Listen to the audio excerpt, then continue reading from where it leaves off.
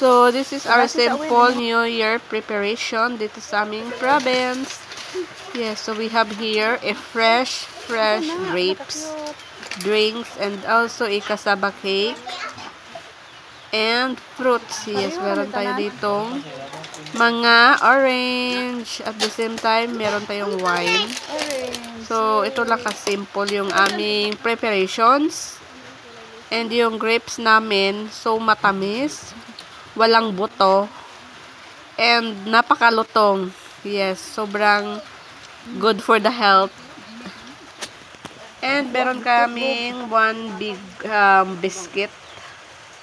Yes, so ito yung mga orange namin. And ito yung Choco Moist. Yeah, ginawa lang yan ng kapatid ko. And ito naman banana cake. Yung kapatid ko lang ang gumawa, yung kanyang husband. Yes, so magaling maggawa ng cassava cake and Choco Moist yung husband niya. And then ito, yes, may mga gift. Dahil alam niyo na, Christmas and New Year is isa lang yung month. And then, yes, continue sa pagkain ng grapes. And then, napakasimple lang yung aming Christmas party sa bahay o kahit New Year.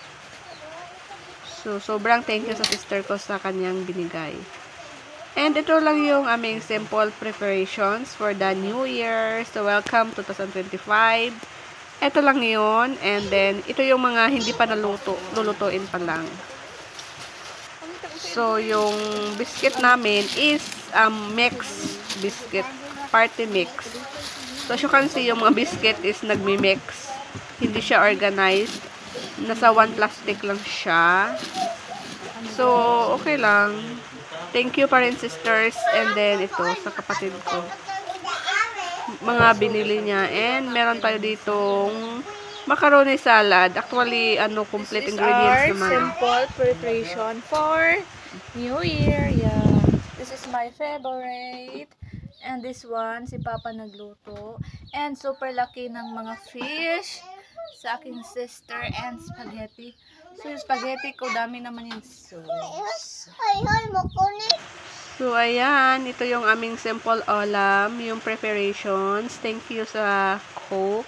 Yung simpleng pakain ng pamilya.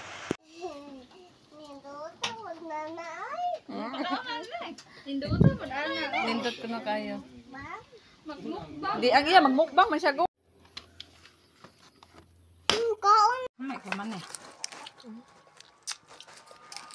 Kani ba og natay ayos pabugnaon mugahi pa ba ni? Mugahi na sila mo.